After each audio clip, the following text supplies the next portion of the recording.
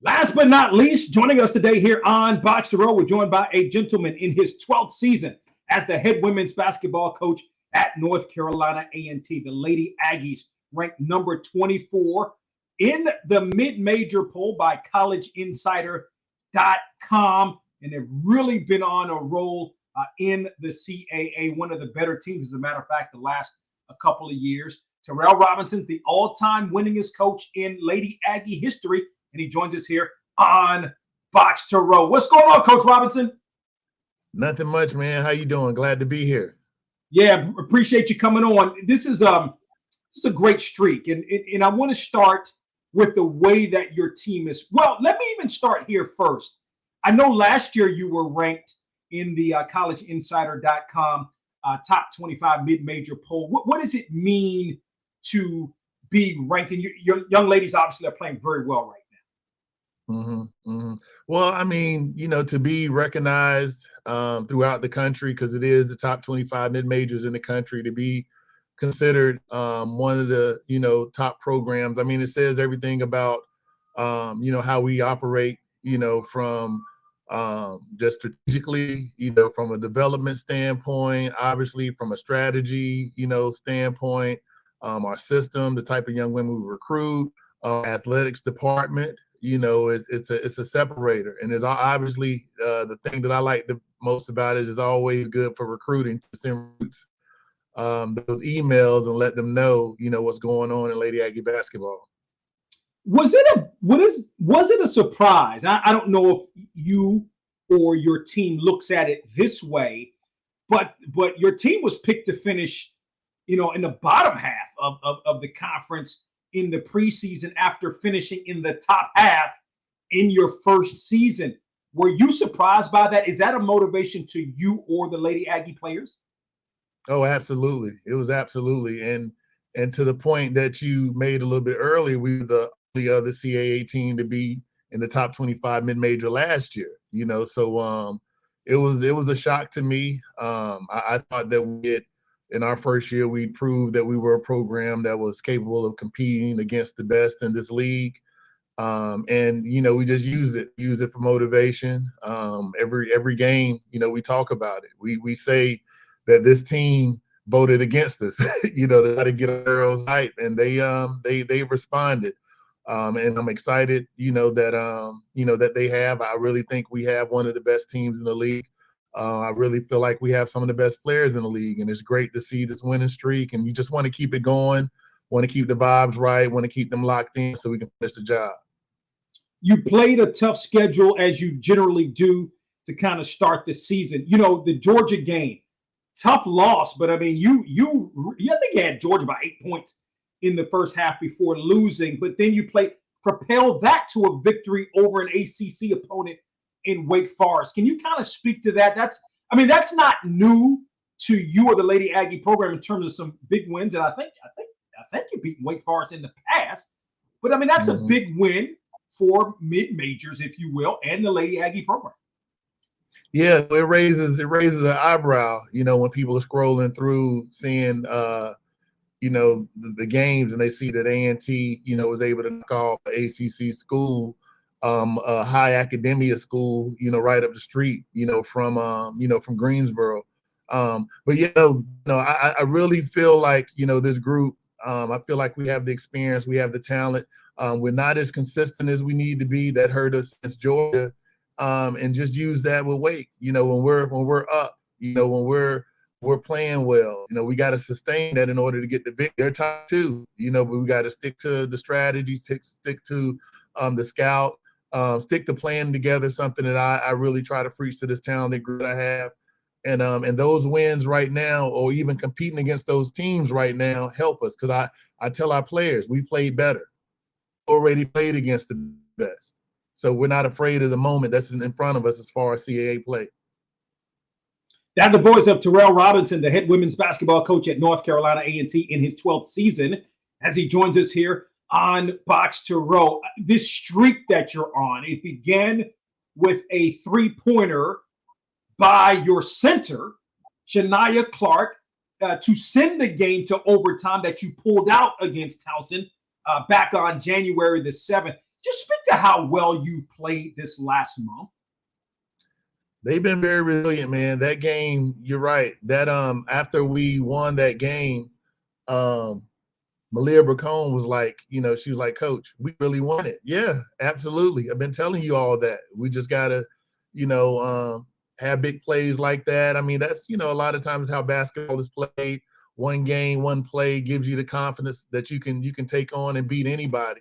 But Shania works on those shots, man. I say she's one of our best shooters. Malia Bracone is our best shooter. Shaq is right there, right behind her in second, in practice. That just stroked that ball. So I was confident, that you put Malia and Shaq in a screening situation, one of them going to make something happen. And Shaq was able to down that shot, and then we was able to win in overtime. You're an alum of A&T, played on the men's basketball team back in the late 90s, early 2000s. We could talk a little bit more about that. But let me take you back to November 22nd, 2022, when your team defeated South Carolina State in Orangeburg.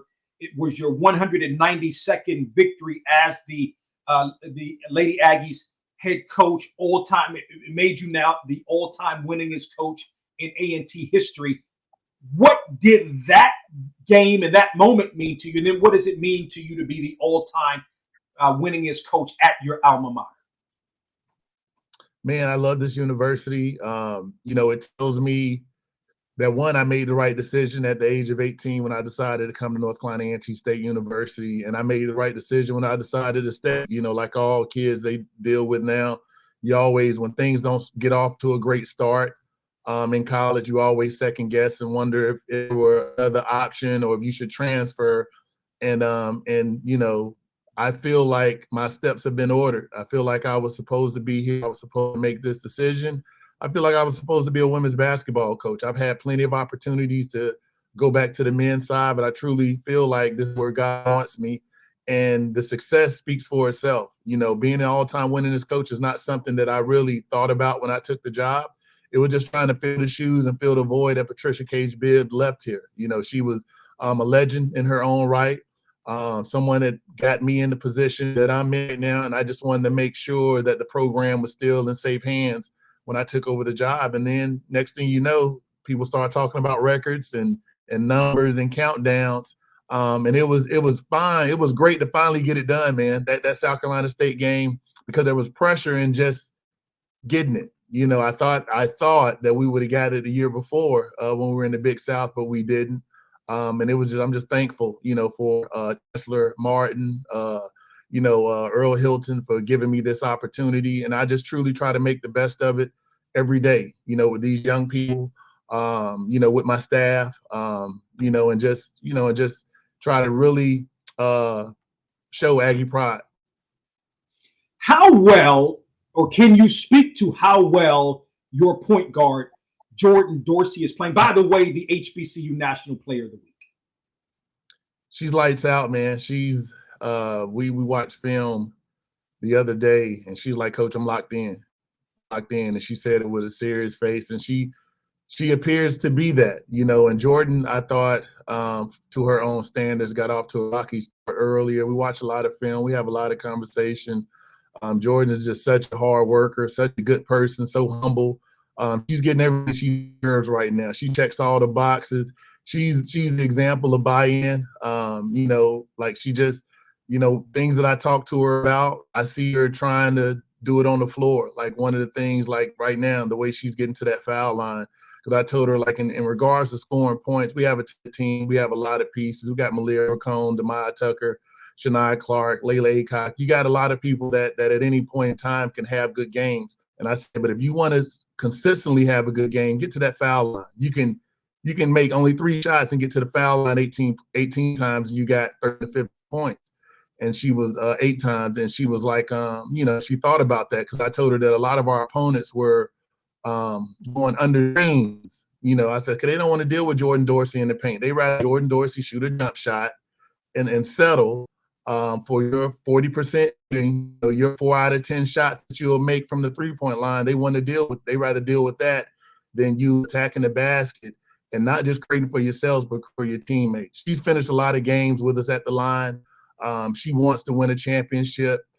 She's getting everything she deserves. I'm thankful that she was named BOXTOROW National Player of the Week, and I hope that more accolades like that come for Jordan. But from the moment that we started recruiting her, I told her that she would be one of the best to come out of this program in this university, and right now she's starting to show that.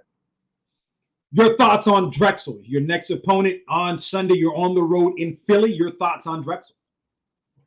When you can say that you won the last 4 CAA championships, like Drexel can say, I think that says everything. I am not one that looks at records. You look at culture.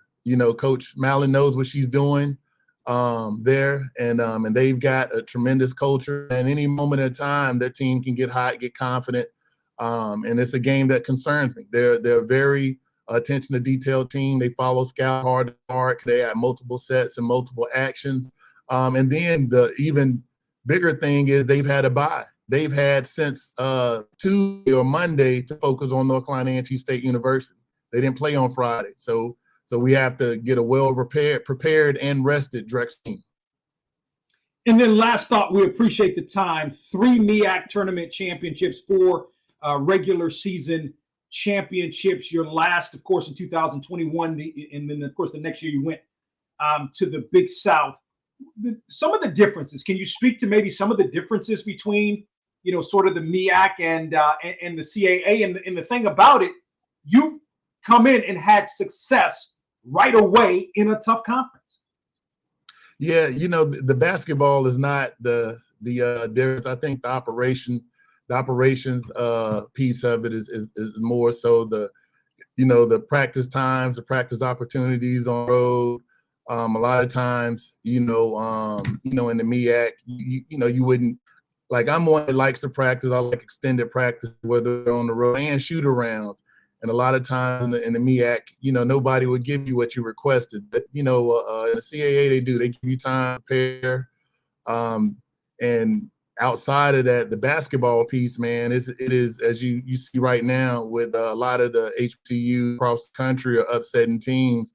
Like, it is not a basketball thing. It is literally, placing, another really good program and another good conference. And that's the way I look at it. We prepare better, I feel like, than a lot of people in the country. We get our young ones prepared for what they're getting ready to face.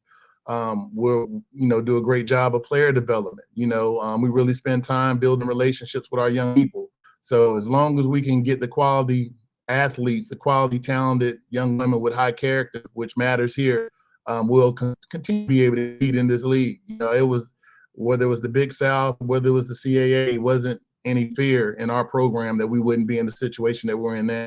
It's just getting it done, man. It's getting it done. We're right back where we were a year ago. I continue to throw that in our young women's face, that we have got to respond. We can be better. We can't lose 5 of our last 9 this year. This is a great opportunity for us. And I think they want it right now. I think they want it. And, we had one fumble, which was College of Charleston, and, we're fixing that. Again, in his 12th season as the head women's basketball coach at North Carolina A&T is Tarrell Robinson. The Lady Aggies ranked number 24 in the mid-major poll and on the road on Sunday against defending CAA tournament champion Drexel. And again, he's the all-time winningest coach in A&T women's basketball history. Coach Robinson, we appreciate the time. Continued success to you and the Lady Aggies. Thank you. Thank you. Take care.